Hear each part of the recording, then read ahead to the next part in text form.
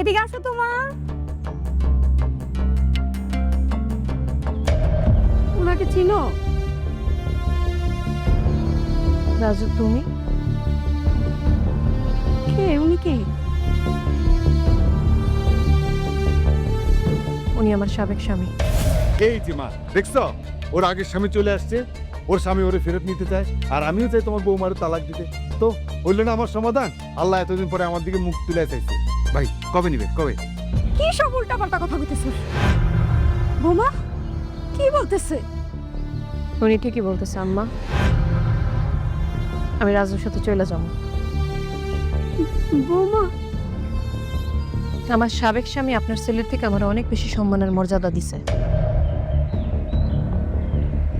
আপনার ছেলে তো আমার নিয়ে সংসার করতে চায় না, কথায় কথায় তালাক দিতেই চায়। তো ভালো না?